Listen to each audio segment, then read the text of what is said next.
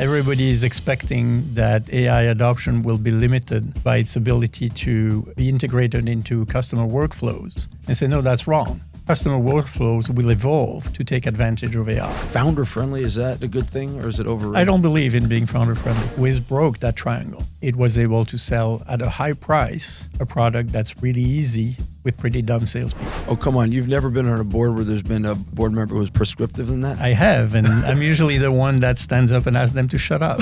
Okay, so you see there is tension on the board. No. I beg people that during the first phase of validation, you cannot be selling. You are in listening mode, and that's hard with Israelis. Welcome back to another episode of Invested. I'm here with an old friend, Jacques Benkoski. Welcome. Thank you for having me. Jacques is a veteran investor at USVP. USVP is a storied firm, and I hope we're going to get into that a bit. I met Jacques through his partner, Steve Krause, also a longtime friend and a mutual friend. Jacques, welcome to Invested. Thank you. It's a pleasure to be here. Why don't you give everyone your background? For those who didn't hear the accent, it's French. It's not. It's actually Belgian. It's Belgian. French-speaking Belgian, but it's a slightly different accent. And so I was born in Belgium. I grew up there until I was 18. Age 18, I came to Technion in some crazy idea. And I learned Hebrew in passing. They wanted me to do a year of Mechina. But since I was accepted to start school, I said, well, I'll start. Worst case, I'll fail.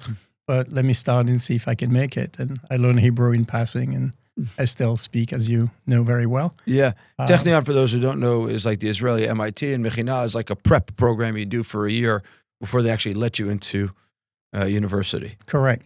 So I managed to bypass that and succeed nonetheless. And to the surprise of a lot of people, I actually find that Hebrew is a particularly easy language to learn. People have this notion that it's really hard. But once you get past the alphabet, which is 26 signs, you can learn that in a few weeks. The language itself is very easy, very structured. And Israelis are particularly flexible. If you don't speak well, they understand you anyway.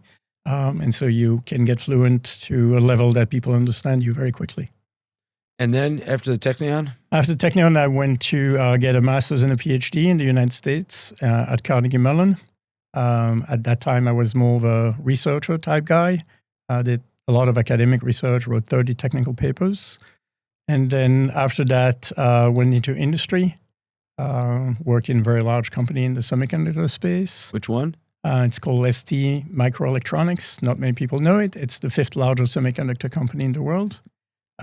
We were based in France so that the kids could learn some French as well. And then as the story goes, and many people, a friend of mine did a startup, except at that time nobody knew what a startup was. It was a small company that was losing money. But I had the chance to test his product in my company. And I was so impressed that I decided to join the startup. I was among the few tenths of the earliest employees. The company was a huge success. We ended up going public in 1994. The company's name was? Epic Design Technology. Won't speak to anybody, I think, on the audience. Not anymore. But not anymore, exactly. And so the company was public for 3 years, which was a very important experience, to go through the going public and how you behave as a public company and how different that is from being a private company. And after 3 years, we got acquired. And then by Synopsys, thank you. And then as the story goes, another friend called me up and he said, I just started a company, but I'm a technical founder. And by now you're a business guy. And would you like to be my CEO? Sounded like a great idea. We're talking late 97, early 98. And so we wrote the .com, which is eerily similar to the current situation that we see today with AI. We're going to use the fact that two of us are old guys to talk about that in a second. We can do that for sure. And so just for reference, right, I raised $100 million during those years. And $100 million of those years is like many hundreds of millions of dollars of today. What was the company's name? The company was called Monterey Design Systems. But the reason we're able to raise so much money, even though we were doing something very boring, technical software, high performance type stuff, is HP at that time suddenly had the vision that they want to build data centers. Data centers didn't exist. Everybody had computers on premise. And so HP came to us and said, could we work together? The software will run in our data center, and you'll have just the front end with the customer. Today, you call that SaaS. Back in those days, we called that ASP, Application Service Provider. And since it was this brand new, internet delivered software, we raised money like crazy. Fast forward 2001, the world comes apart in ways that people that haven't been around at that time can't really understand. A lot of people go like, oh, the crisis of 2008. Nothing to do with the 2001. It was way deeper, way more killing everything in tech. 2008 was mostly a financial crisis, but not so much a tech crisis. And so more than a third of my customers went bankrupt. We're not talking churn here. We're talking gone. Yeah. And I'll just open up the conversation because I think this is an important point. There was a ton of companies whose customers were financed by venture capital at the time.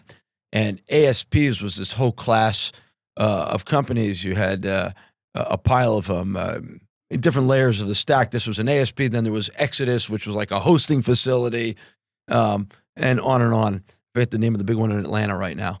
But their customers, large percentage of their customers were backed by venture capital. Venture capital dried up when what Barron's famously called .bomb about Amazon happened.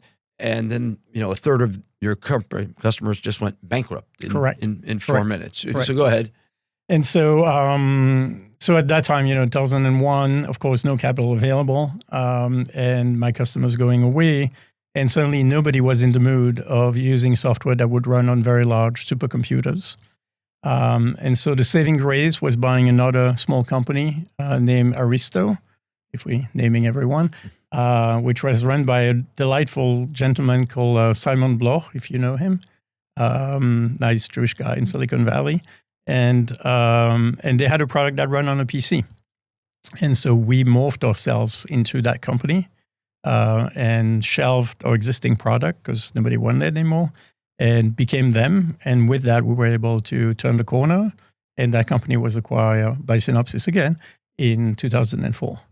USVP was an investor in Epic Design Technology. I met Steve for the first time when he was a board member at Epic. Again, we're talking 1993, 94. And then the second company, the one that we acquired, was backed by USVP. And so I had the incredible luck of having Erwin Federman becoming my board member, effectively my mentor. The legend. The legend, absolutely. And so after I sold that company, USVP was like, well, what are you going to do now? It was sort of a very classical story. And I said, well, I don't know, but I'm not going to do another startup right now.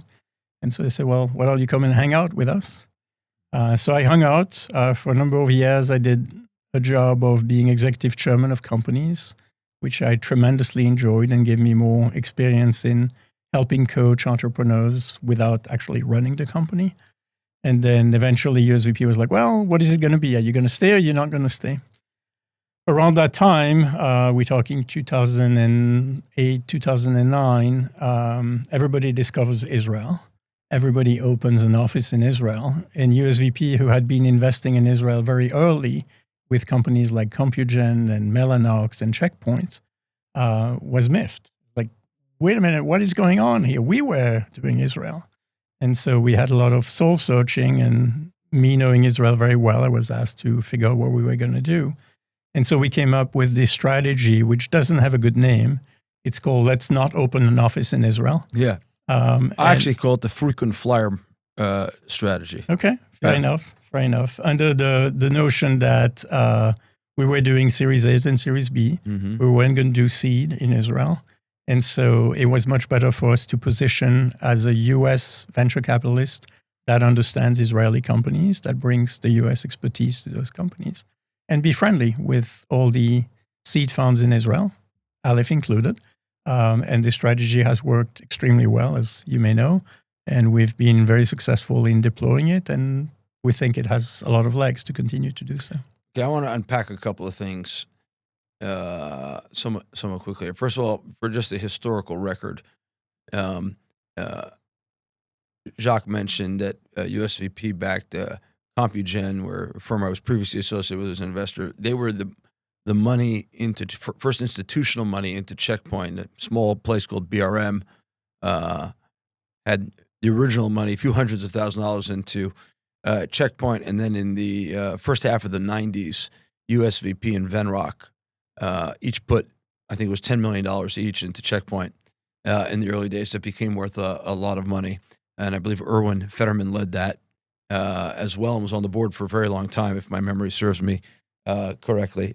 Erwin was chairman of the board until he turned 85. And then he went to Gil and he said, I don't think it's proper to have a board member above 85. Yeah. And that was the end of that. Yeah, he's just a remarkable person. Also, USVP, it should be said, and this talks to your background, did a lot of work in semiconductors and semiconductor equipment technologies over time. Erwin obviously was a leader of that. And then I think you've been also famously invested here because of Checkpoint, but not only in many cyber companies that have done well in Israel, and you yourself in that. So what is some of the portfolio you've developed in Israel? So the current, flagship company is Cato Networks, which is run by Shlomo Kramer. Yeah, CATO. CATO, which is, if you have seen the recent press releases, not giving you any non-confidential information, but just raised money at $4.5 billion. Yeah, and Shlomo was one of the founders of Checkpoint. Correct. Yeah. And we've had the pleasure of investing in his other companies. We invested in Imperva, which is a company he ran after Checkpoint. Yeah, it was just traded hands again in PE right now also. Exactly. And we were the first investor in Trusteer, where Shlomo was the seed and founding investor. Yeah. And so those are all, Shlomo-related, very significant success. And, we recognize his leadership and his skill. And it's a pleasure to have our name somewhat associated with his. So you mentioned earlier that you think what's going on in AI is highly reminiscent of what those of us with some gray hair remember from 97, 8, 9, 2000, 2001, and 2002. Unpack that for me. Look, if you look at what happened in those years, people got the notion that the web was going to happen and the web was going to enable a whole bunch of new industries and new services and all that, and started investing and building up the infrastructure to do so. Data centers, networking equipment, and so on. And what happened is not that it didn't happen. It just happened later and slower than expected. If you look at Webvan as an example, which was the laughing stock of those years, right? For those who don't know, Webvan was delivering your grocery at home. I think it's now called Instacart. But at that time, it was sort of a joke, like, oh my God, what are people thinking? You're going to order on the web and you'll be delivered at home. Pet.com and all of those were just fun. Like, that's never going to happen. And then it eventually did happen. It just happened in 2003, 2004, and so on. And so the real issue was that the buildup was way ahead of the adoption. And the buildup was sunk money, if you want, because it wasn't being used. What we're seeing right now with AI is reminiscent in that, people are talking about building nuclear reactors next to data centers. We all know it takes a decade at a minimum to build and put in service such a system, if you ever could. And so that frenzy, that buildup, is currently well ahead of demand. There's almost nobody alive anymore who remembers what it's like to build a nuclear reactor in the United States. Exactly, that too. There's not a lot of learned experience. Exactly, that too. But it's just, the pace of the buildup compared to the pace of adoption creates this gap. And one of the frightening similarities in what you were saying earlier is the amount of AI buildup where you can trace the source of the money to venture capital as opposed to revenue is at 60+%. And so, if the demand is going to catch up quickly such that all that capacity will be used, will be good. But chances are that technology always takes a little longer than we think, and it will perhaps lead to the end of what, after all, seems to be a bubble. I can't guarantee it, and maybe it won't happen, but it's very similar. But you think this time is not different? Every time somebody says this time it's different is when you know that you should be careful. So I was sitting with a young man I have a lot of respect for named Mackie Craven. He used to be at OpenView. Now he's opening his own firm on Monday in New York. That's, I guess, 2 days ago now. And I told him that early in my career, I experienced the bubble and the dot-com crash. And it was so much pain, so much bleeding, so many scars. That's probably taken me 15 to 20 years to recover from the lessons of that, number one. But, and some of the lessons are super valuable, obviously. And at the same time, I've come to view bubbles as a positive and not a negative. Because a lot of what you said is true, which is we are still today benefiting from the fiber optics laid by the bubble. No one remembers Global Crossing anymore, but we're all benefiting from Global Crossing. You can look it up on Wikipedia if you're listening to this. Nobody remembers, Exodus or all the other, ASPs or hosting companies, but they were the foundations for our modern hosting architecture in many ways. For sure. And even the notions of cloud computing. What do you think are going to be the artifacts that we'll use in a decade from now of the current, what you think is a bubble in AI? That's a good question. I think certainly the infrastructure that is built in terms of how you build applications and how you deliver applications. Aaron Levy, the CEO of Box, which is the USVP company, very, very close to our heart too, just tweeted yesterday that everybody is expecting that AI adoption will be limited by its ability to be integrated into customer workflows. And say, no, that's wrong. Customer workflows will evolve to take advantage of AI. And we are all examples of that. We Google, which is a learned behavior. We know how to Google, right? We've learned how you enter a query in Google so that you get the right answer. You don't Google the way you talk. You Google the way you Google. And so his argument is absolutely cogent to me that we will change the way we work to use that AI. And that, I think, is certainly gonna create a new way of thinking, a new way of working, and those will stay with us. That's almost a human perspective, but what's the, call it, physical infrastructure that you think gets laid now that is, or is there not? Because it sounds like you're pretty skeptical of the data center build out. I'm not skeptical of it. I'm wondering whether the speed at which we're investing in building those things will be justified by a commensurate, use. And somebody posted, I think, a few days ago that 95% of AI projects currently fail. It's probably the right number. 90% of venture investments fail too, right? That's right. Some number like that. And so I think you for and I me, are still sitting here. I'm not saying that those data centers will not be used. I just worry that the speed of and the depth of the investment that is being done may just be ahead of its time.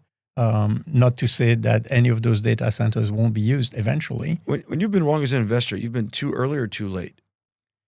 I've been too early, too late. I think I've been both. Mostly too early, but not too late.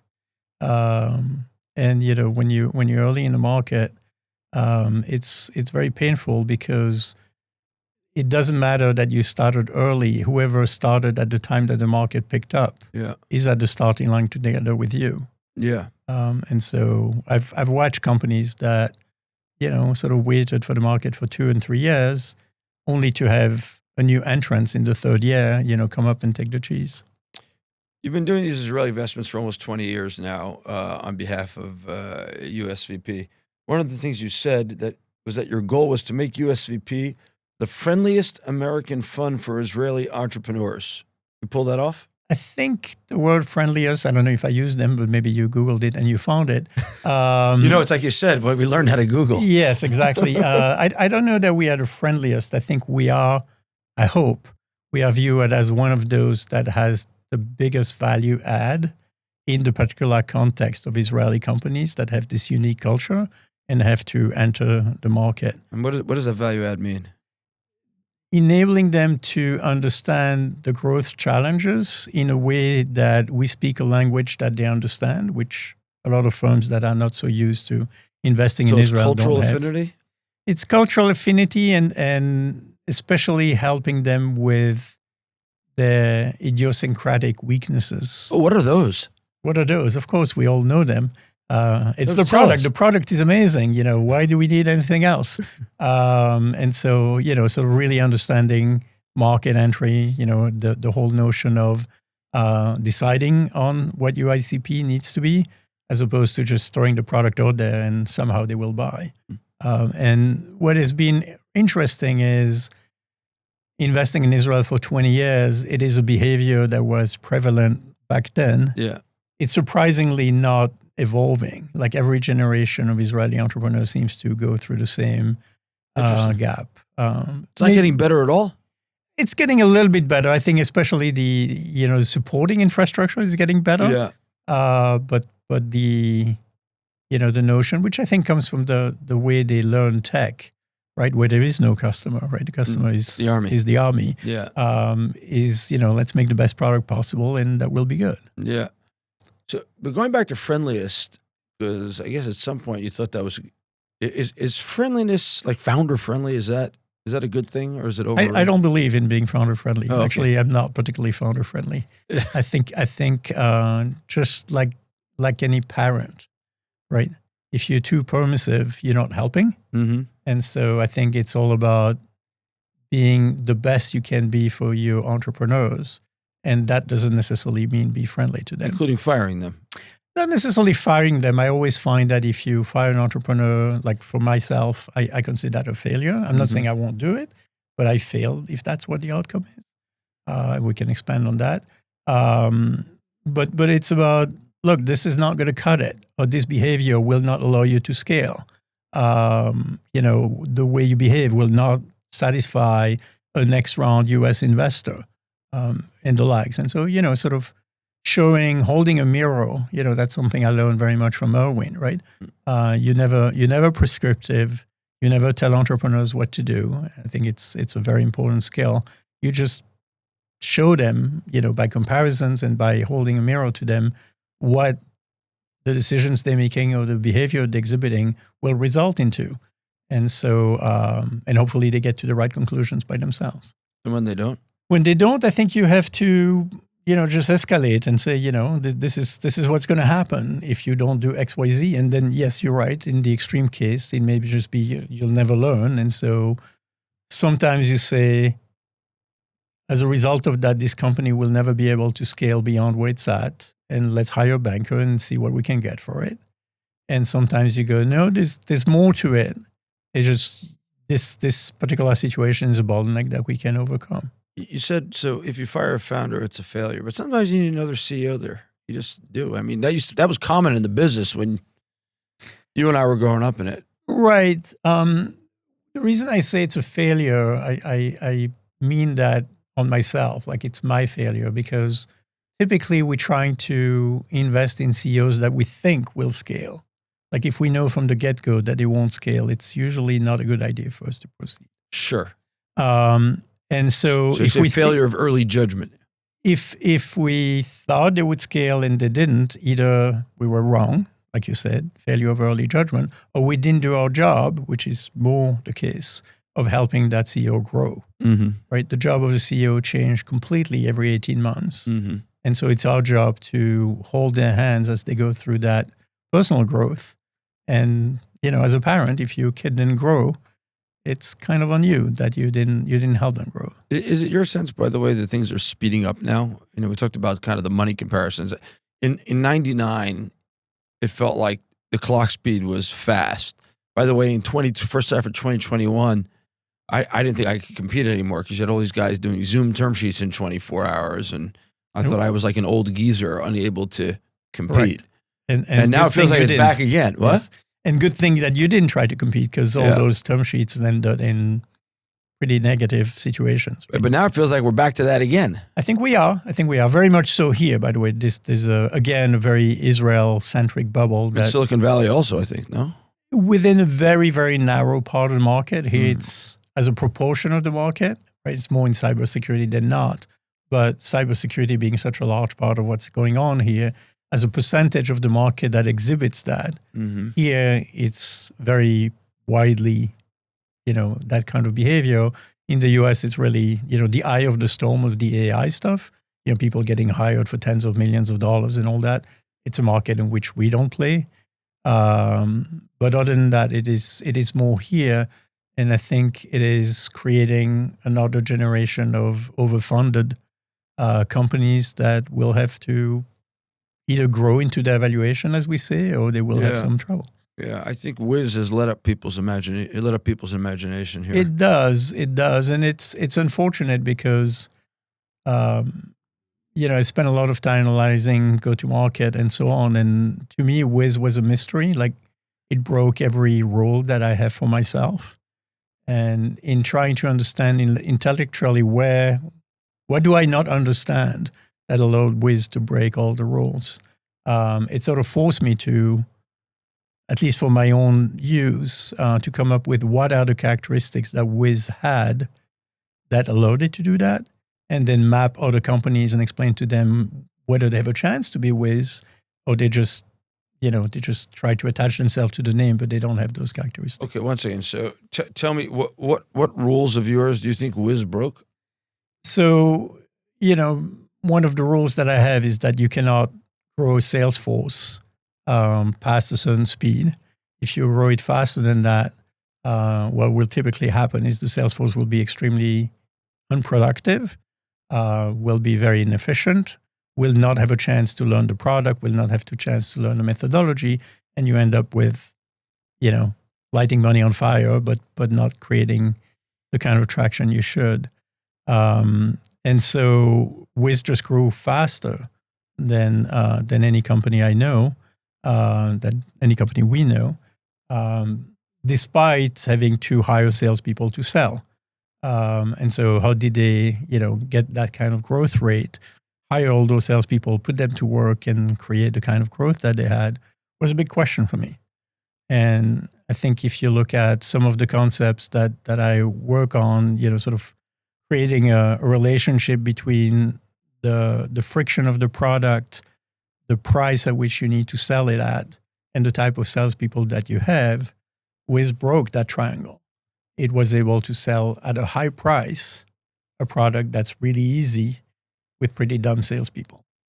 And that is a unique situation. And whenever I look at another company and say, well, we're going to grow like Wiz, I literally ask them, do you have that characteristic? And it was just an easy to deploy product, is your point? An easy to understand product, and easy to deploy, yet still able to command multi-$100,000 POs in because the just a matter value of was so 2 deep, weeks. or because Asaf's brand was so good, or because I don't think the vast majority of customers even know who Asaf is, right? So they bought it because they just needed it. They needed it. It was super easy to use, and they created an ability to prove that value very quickly in a matter of a couple of weeks, 3 weeks. Typically, to get a multi-$100,000 or sometimes millions of dollars PO, it takes months. And yet Wiz was able to do that in weeks and with people that were not particularly skilled. And so that's, if somebody says, I'm the next Wiz. Have you seen any other companies that fit those criteria that break your rules?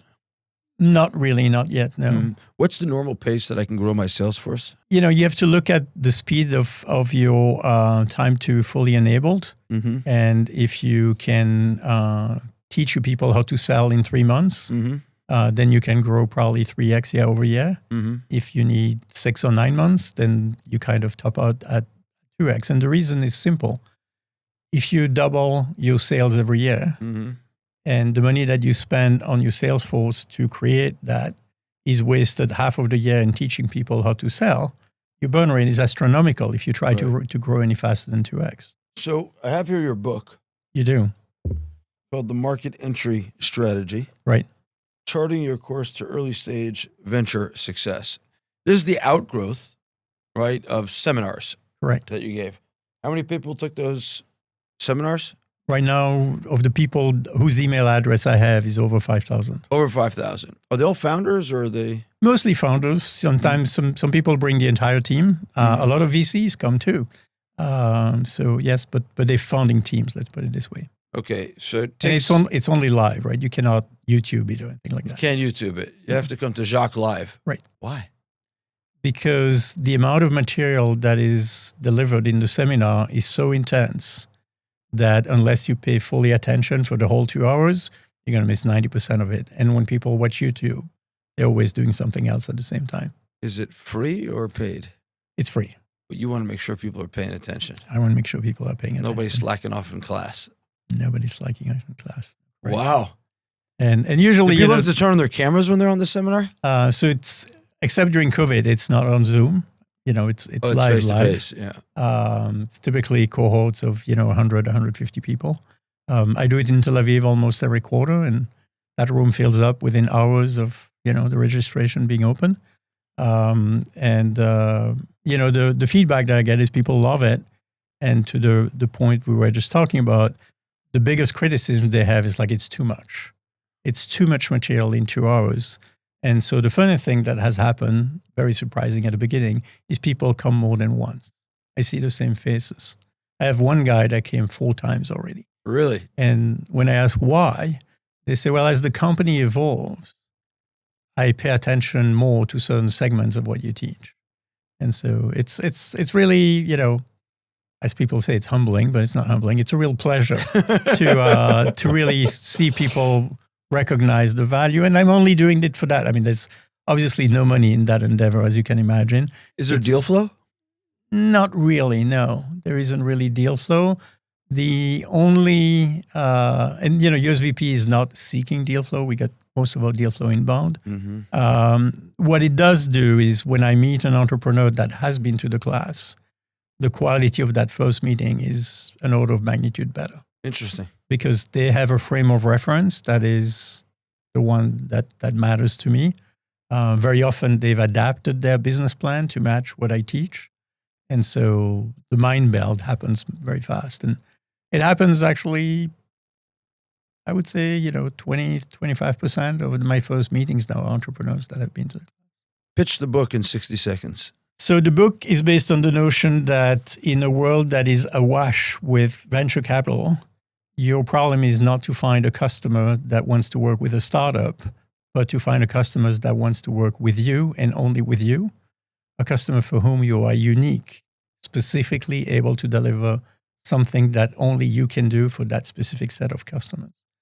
And so you flip the script on trying to talk to anybody and see who wants to talk to you, to deciding who you want to go talk to, and you pick them on the basis of them being those for whom you can do something unique. Give me a great example. I think your T-shirt says, be different is better than be better, or something like that. That is exactly what that is. So give me an example of that. One of the classic examples was Medigate, which, if you look at the technology, was very similar to Armis and the other, network sniffing products. But Medigate, by decision, said we're going to go after the medical vertical. And in doing so, create a product that pretty quickly evolved to be unique or uniquely suited for the medical vertical in such a way that within months from starting their go-to-market, nobody could come back in a meeting with a healthcare provider and even speak the lingo and understand their need the way Medigate did. And so even though it wasn't necessarily a product differentiation, it was a market entry differentiation. They were different because they chose to be different. Who was the first customer? The first customer was a large hospital network in the US. Yeah. And so the market itself created the product, basically, differentiation, not the technology differentiation, but called the productization differentiation. Right. And the depth of knowledge of the unique needs of that market that the company quickly acquired. I was once in a meeting, they invited me to join a meeting with the CISO of a large hospital. And I sat in the meeting, and I'm pretty technical. I had no idea what they were talking about. Not because I don't understand, networking, but because they were using a jargon that was specific to hospitals and that nobody else could understand. And so I always told myself after that meeting, nobody can catch up to this company because they will not master the language like we do. It's almost like product marketing. It is product marketing. It is the notion that you must choose your customer and then relentlessly hone to only that set of customers, such that for that set of customer, only you can do what you can do. So there's something in the book that, other than one little piece, I thought maybe you were talking about me. It says, you warn, and this is the piece that's not about me, that certain big name investors, that's not me, I'm not big name, just an investor, without the right expertise can be a red flag What does that mean? I'm not sure which part of it is it. There's one part in the book where I say, be careful to come up with brand name angels, people that are very famous, but actually know nothing about this market, who you met and they thought you were wonderful and gave you some play money. And don't think that that's an endorsement, right? That's not a validation. And if you come to me telling me about all those great angels and you try to impress me that, those people invested in you, you're actually sending the wrong signal, because if you think this is what matters, you're off. But think about a guy like me, like a generalist like me with, no market expertise and certainly no technical expertise. You're very technological and obviously have done a ton in cyber and a bunch of other places, but I'm like all over the map. I don't really know anything about the things I'm investing in. Like, is that a warning? No, I think big red flag. Don't work with Michael. I don't know anything. No, I think, and I'm gonna give you compliments here. Oh no, I wasn't fishing for one. No, I think Aleph is unique. I think Aleph is one of the very true risk takers in the business. I think a lot of people are not taking enough risk, and you guys embark on stuff that, and I've looked at some of your companies, like what were they thinking? And yet, if it worked, and sometimes it does, then it's an amazing outcome. And so that's the quality that you bring. It's sort of the willingness to embrace innovation beyond the frontier, and that's a different skill. What I want to challenge for a second, because I think this is an important topic in venture capital, which is this notion of expertise, right? There are certain, Gili Ranan, to use an example at CyberStarts, who's been an incredible investor and is an incredible mensch. Really focused on this cyber area, cyber for enterprises in particular. Right. And he aced it, and there's a level of expertise there. We've had many cases in the past, I don't need to tell you this, of what I would call focused funds that have real expertise, but they have kind of gone sideways and missed entire waves of innovation because of that. Where do you think this notion of kind of expertise versus like a fresh mind? I think where's the rubber hit the road on that? It's like, there's always the notion that or experts versus generalists, or when you know nothing, about a certain topic, you're more likely to innovate than somebody that knows it fully and will be bound by what they know about the market. I think everybody has their specialty. I think when you invest at the stage where we invest, which is Series A, you do have an initial market adoption signal, more so than you do at the seed, but you still have to have a vision of what is the market transformation that enabled these companies to succeed at this time. Mm-hmm. And that requires a certain level of knowledge, if not of the specifics of that company, at least of the fractures that are happening in the environment that enable them to succeed. Do you find there's board tension between people who actually know the market and those like me are just guessing? I don't think there should ever be board tension in general. I think people should bring their different ideas and we're all there to give ideas to the CEO, and the CEO then decides what they want to do. Anybody that's more prescriptive than that is getting out of the role of a board member. Oh, right? Come on. You've never been on a board where there's been a board member who's more prescriptive than that? I have, and I'm usually the one that stands up and asks them to shut up. Okay, so you see there is tension on the board. No, but seriously, I think when people really understand the role of board members and people get better and better, then you should not have that. You also wrote in the book, and I have to say it was like a dagger in my heart, that certain books like Crossing the Chasm are outdated. They are. And the reason I say it was a dagger is I remember when that book came out, and I think I remember seeing Jeffrey Moore it was spelled Moore at Moore David Ow at the time, which was a venture fund that's no longer around. It's spelled Mohr. Right. MDV. What? MDV. Yeah, MDV. Great people used to be there. Correct. Nancy Schoendorf and John Fiber. Great people. Bill David Ow. And I remember meeting Jeffrey Moore there, and it was like, for me, that was, wow, this guy wrote the Bible. That's right. For our business, Crossing the Chasm. This was the Bible. It was. I'm not saying it was wrong. The Bible's like the most published book of all time, but this Bible you're saying is totally outdated. So why is Crossing the Chasm outdated? So Crossing the Chasm was written at a time where the total amount of venture capital per year was 1.5 billion. Yep. As you know, we are exceeding 600 billion. Yeah. So there's like many orders of magnitude. It was written at a time where that enables you to have like more AI companies that have venture capital backed companies as their there you go. customers. But it was written at a time that if you were a senior executive in a large company, the notion of working with a startup was very dangerous. Yes. Right. And so you had to find, per Jeffrey Moore, you had to find those early adopters that were willing to take the risk to work with a startup and would help you to cross the chasm to a wider adoption, right? Yep. By having the initial one. So fast forward today, you have $600 billion a year going. For everything that you do, there's multiple startups. And the large companies have understood painfully that unless they work with startup, they sooner or later are going to be left behind. And so they all have ways to want to embrace startups. And so the notion of, the entrepreneur trying to find somebody that would talk to them is just obsolete. There's people wanting to talk to entrepreneur everywhere all the time. The question now becomes, given that everybody wants to talk to you, given that you have so many competitors, how do you decide how you go to market? And crossing the chasm is not relevant to that. So you're saying the whole notion of early adopters is not a relevant notion anymore? I don't think it is.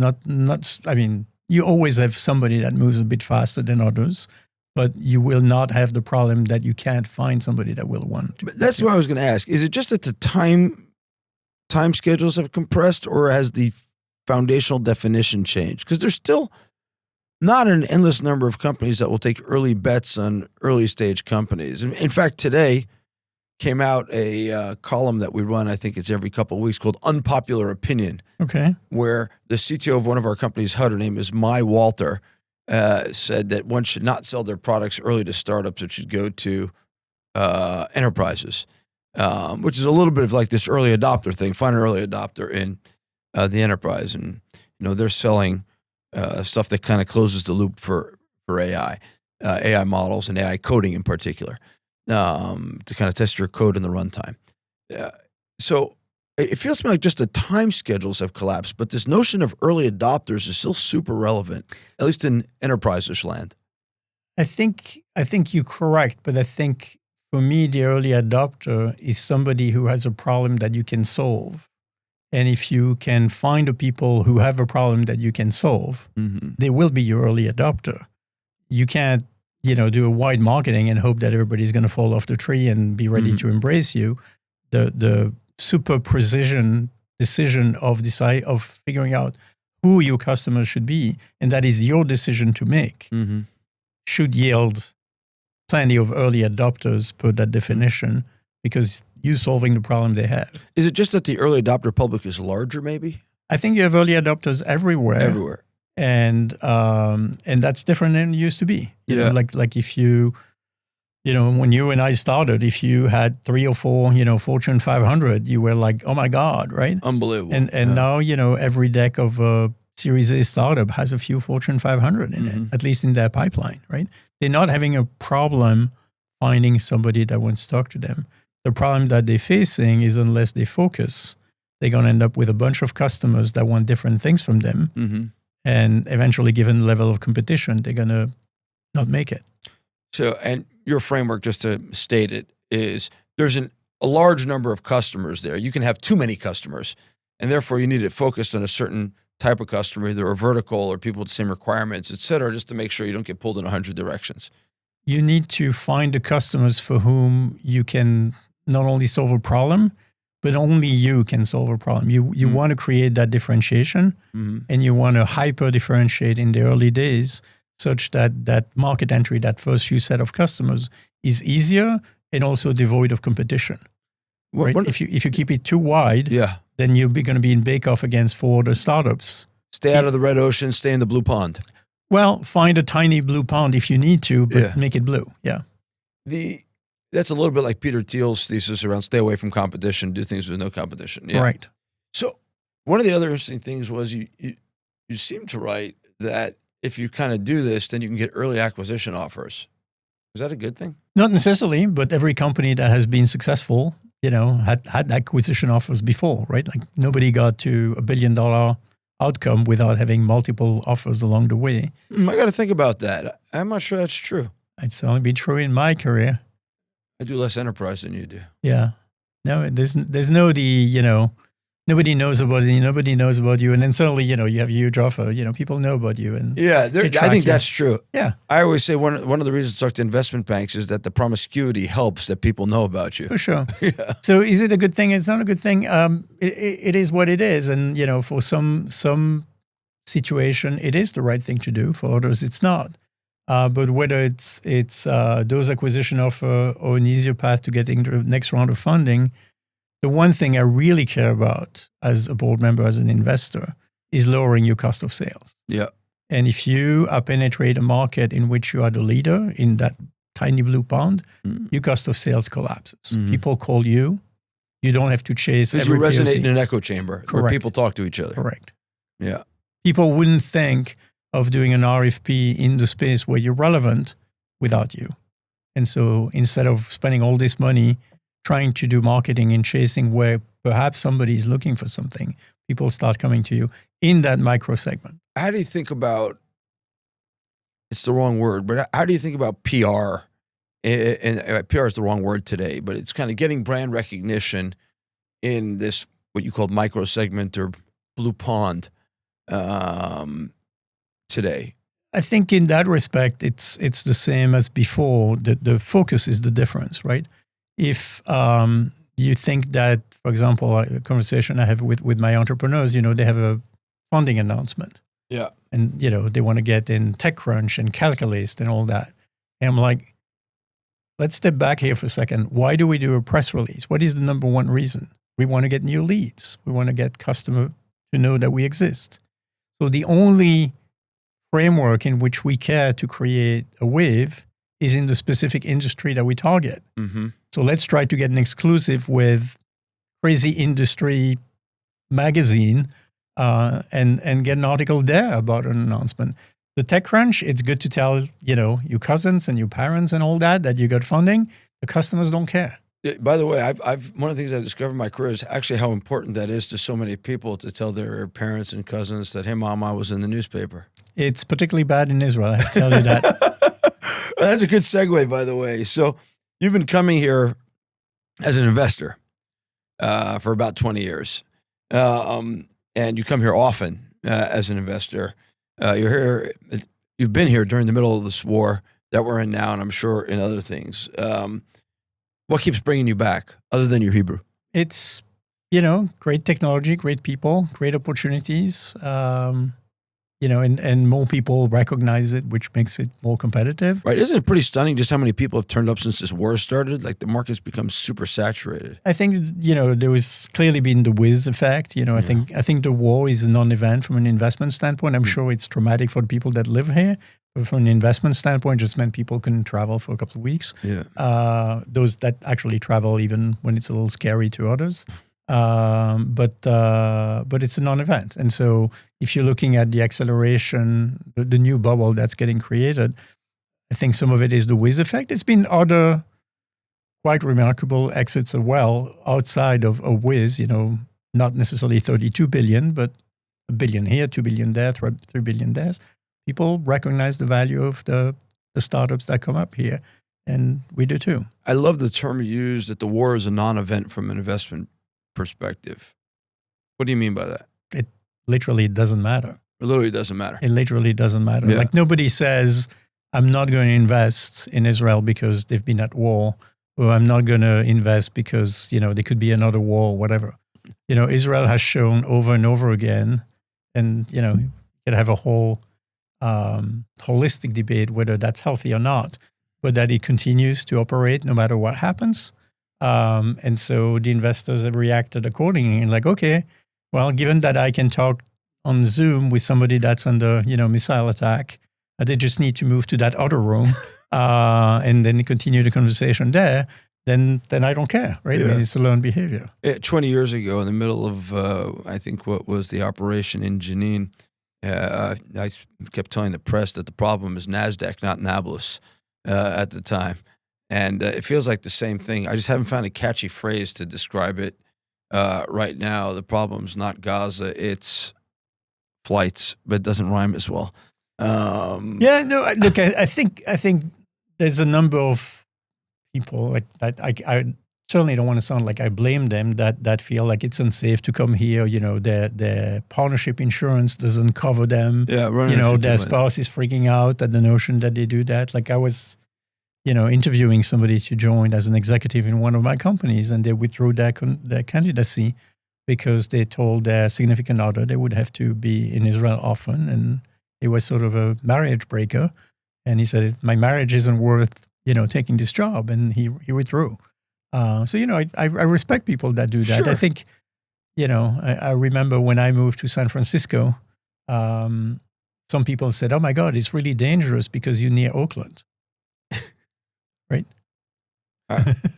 You know, they got Washington, D.C. is in the news right now. I remember when I interned on, you know, near Capitol Hill back in the late 80s, sorry. Wow.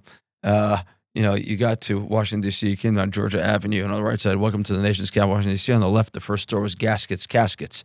And, you know, these were dangerous places. Right. But people still go to Washington, D.C. If you look at the recent events in L.A., my significant other lives in L.A., and, you know, people are like, oh, L.A. It's like, it was 2 blocks. It's a city of 12 million people.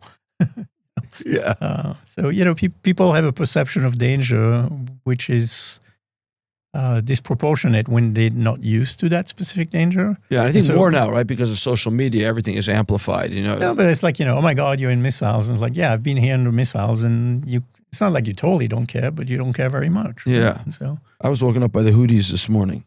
It's just one of those things. So I'm not sure how to ask this question, but I'll ask it since you made the comment before about the product. What's the trait that Israeli entrepreneurs think is really, really, really good, but in reality, it's turning people off across the pond? I think the classical one is selling them by talking at them. You know, like overwhelming them with words. Yeah. I think Gong has woken everybody to the very simple, you know, what % of the time were you talking? And, you know, that's one of the issues. If you look at the book, for example, I beg people that during the first phase of validation, you cannot be selling. You literally cannot be in sales mode. You are in listening mode. And that's hard on Israelis. Yeah. They like ABC, always be selling. Right. Always be closing. Always be closing. ABC. Yeah. What do you, if you kind of play this movie called Israeli Tech Forward a Decade, what do you think are going to be the biggest changes we're going to see over the next decade? I don't know. I worry about the, you know, the inflation. You know, we are now in a situation where Israeli startups have a higher cost per head than most places in the world. You know, as a board meeting yesterday, and between the salary increases, which, by the way, in the US, startups don't do salary increases. You know, you have the same salary for the whole time you are in your startup. And the shekel and everything, you know, we're going to have an increase of 15, 17% in spend in US dollars next year at same headcount. Yeah, it's because the U.S. keeps printing money. It's hard to keep up with the printing presses in the United States. For sure. It's more the devaluation of the dollar and the strength of the shekel. And I've been very bullish on the shekel very publicly for a while. Yes. So, you know, I think that's an issue. I think the concentration of focus on too narrow use cases, right? And I think you have been an advocate of Israel needs to be not just in Tel Aviv, not just in the center, but everywhere, but also in other industries than cyber. Because cyber, like any other industry, will eventually be cyclical. Yep. And Israel cannot find itself in a situation that a pullback of the cybersecurity would create an economic crisis here. So I think that's one thing I worry about. You know, those are the key elements. I think Israel will continue to churn great entrepreneurs and great technical talent. And, you know, through cycles, as you said, you know, those cycles are beneficial at the end. It's good. I think there'll be pullbacks. You know, it feels very bubbly right now. Let's put it that way. You've lived in Europe, Israel, and the U.S. Where's the best place to start a company today? I think there's a lot of advantages here. Mostly, I was asked once, more than once, why is Israel ecosystem successful when so many other ecosystems that try to imitate Silicon Valley have failed? And to me, it comes back to talent concentration. I actually have a presentation where I showed that the distance between Berkeley and San Jose is the same as the distance between Haifa and Rishon LeZion. And if you literally, like the same, and if you map the big universities, Stanford, Berkeley, and here, Tel Aviv, Technion, Jerusalem, Maryland, and then you map Google Labs and Microsoft Labs, and back then it was maybe HP Labs and so on. It's literally the same map. Interesting. And so I think that density is really critical to the quick start. It's much harder to do even in Boston these days. Yeah. Because you just don't have the density of talent. I think, however, I think that there is an element which has become more pronounced in the last couple of years, and there I think the war did have an effect, is that the Israeli ecosystem is talking to itself, and it's convinced that as it talks to itself, it holds the truth on how the world works. Be specific. Whether it's the way you start a company, the way you finance it, the way you like every element of it, the system sort of closed onto itself. Mm-hmm. And there's actually a word for that in management. It's called the Galapagos Syndrome, where when you are an island for too long, you evolve different species, and Israel cannot succeed if it has its own species because the market is not here. Yeah, and so it's really important that Israeli entrepreneurs continue to get out of this bubble and grow tentacles and relationship in the world, especially in the US, and continue to not just be famous among themselves, but actually seek the world's knowledge. What feels most like home to you? Europe, Israel, or the US? Unfortunately, I have a saying that says, having friends everywhere, you pay the price that you're not home anywhere. So I have friends everywhere, but I'm not home actually anywhere. And my home is my friends, wherever they live. What do you think about the future of Europe right now? I think Israel has very bad perception of Europe. And when I mean bad, that's like incorrect perception of Europe. It's for both self-preservation as well as political reasons. Europe is actually doing fine. You can walk through the street of Paris and not see a Palestinian flag. I have a cousin in Brussels that is Jewish, is doing PR, and I had dinner with her a couple of months ago, and I said, "Did you ever experience anti-Semitism?" And she said, "No, never." I was and actually her not last asking name is Israel Israel, the Jewish question. I was actually asking a different question, right? I think there's, Harry Stebbings, who you probably know pretty well also from 20VC, is talking about the rash, for example, of smartphone thefts in the UK. And, there's been certainly a rape crisis in the UK. And there's no demographic growth in Europe. And they have fallen way behind the United States by almost every measure economically. Tyler Cowen's just had a recent piece about that. So I think I was actually asked by a delegate of the EU, because I speak French and I'm in Silicon Valley. Everybody that speaks French and comes from one of the governments wants to speak to me. And so I oblige. And so, I think Europe cannot compete with the US technologically. And therefore it shouldn't try, meaning it should evolve an ecosystem whereby competing with the United States on technology is not an essential path to success. Interesting. And I think Europe can certainly do that. I think we are going in the US as well as in Europe, but worse so in the US, to a society that's ever more violent. I think technology has a lot to do with that. And I think we are, unfortunately, unless something changes, going to go to a society where there will be sort of a two-class system with a pretty repressive mechanism to keep things quiet, but it will not be a very pleasant or very open society to live in. And I think Europe has maybe a better shot at not going there than the US. I'm not sure. Interesting. But I think that Why is technology making it more violent? because technology is increasing sort of the gap between have and have not, almost mechanically. We're going to go back to sort of middle age where you have social unrest. you have Feudal lords and serfs. Right, exactly. Yeah. And I think that is not a good thing. I think that usually ends up with either, as I joke sometimes, pitchforks or repressive regime. Yeah. And unless we do something, I think the U.S. for sure, but Europe too may end up falling into that. Interesting. So a bunch of people sent me questions that I should ask you.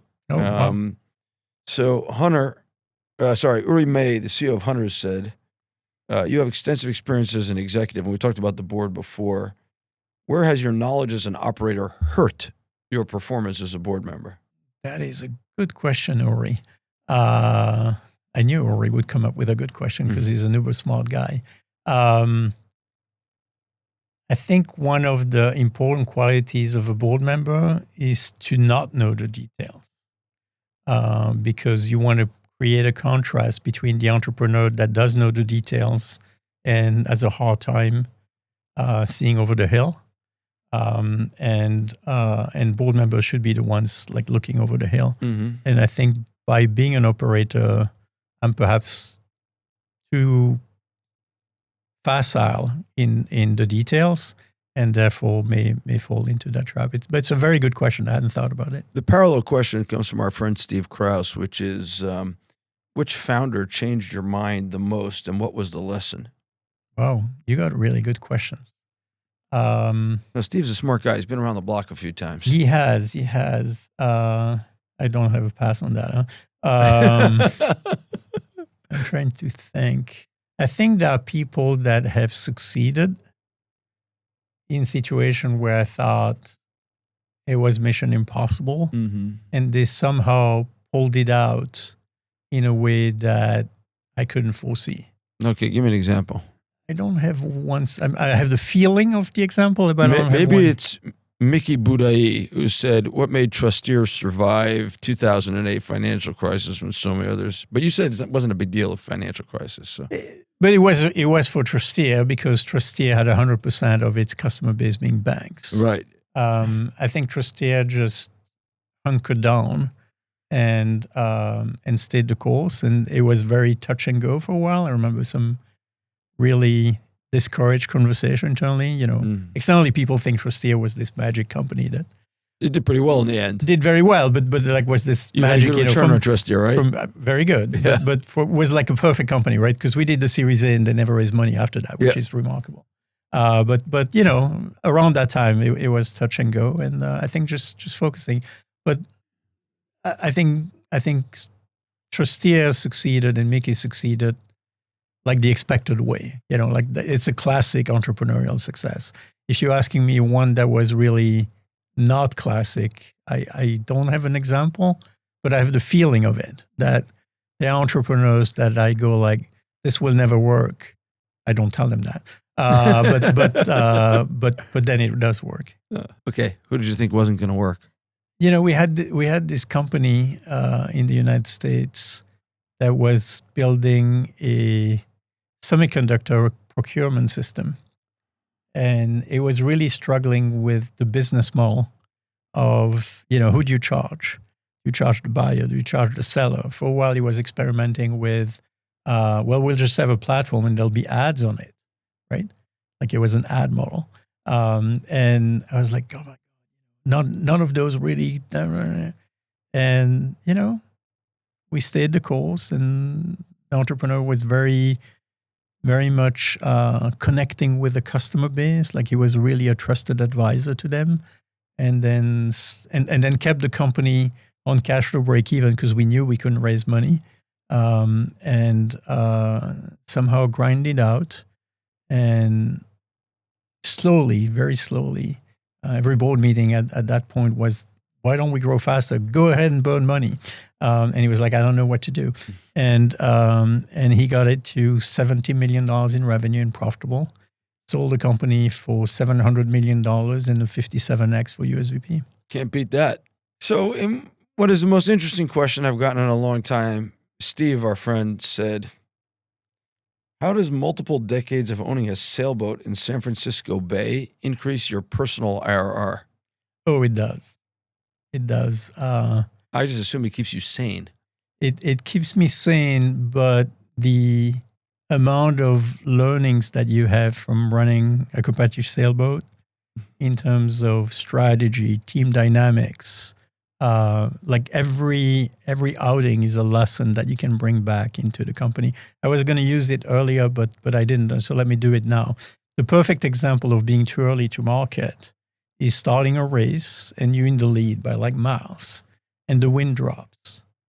All the other boats catch up to you, and you all wait together until the wind catches up, starts again. It doesn't matter that you got there first. Whoever gets the whiff of wind first is going to win. And that is a perfect analogy to being too early to market. Sailing is an amazing school for so many things. I recommend it to everybody. How often do you sail? Pretty much weekly. In San Francisco Bay? In San Francisco Bay. Cold there. Cold, and it's very windy. Yeah, good for sailing. Very good for sailing. If you can sail San Francisco, there's not many places you can't sail. Amazing. You run into Larry Ellison out there? Larry Ellison is not very liked in the sailing circles. I don't know if you know that, but he just paid his way into successes. He did help the sport, but off the record, or I guess we are on the record in the sailing world, Oracle is an acronym. And it stands for one real asshole called Larry Ellison. I was actually in Newport, Rhode Island last week for like 2 hours on my way driving north to Boston. I wanted to stop in, and I was told the story of the Australians winning the America's Cup, where they had put expended uranium in the keel of the boat, which enabled them to basically so to speak, solve the physics problem of how you keep the amount of weight on the bottom of the boat anchored, but have a small keel, which reduced the drag on the boat. And they had brought it in a skirt on the keel in order to kind of surprise everyone with the technological innovation. I thought you were going with sailing was just the amount of technology in there, but it sounds like you've gone to two other places. One is the teamwork and the fast start, and then assholes, because one of the other things you say on your X handle is that you don't want to work with assholes. Right. Are there like a lot in our space? There are. Oh, really? There are. No, there are. You want to name some? No, of course not. Only Larry. No. Look, the reason I was digging on Larry is Larry just brought so much money to a sport and that was authentic and rendered it unauthentic. Yeah. It made it much more well-known, but sort of lost its soul in the process. Other than that, I think he actually did help the sport. No, I think there's a lot of people that have overinflated egos. A lot of people that are, so interested in their own self-image that they hurt the business. They hurt the companies. What's your core value in life?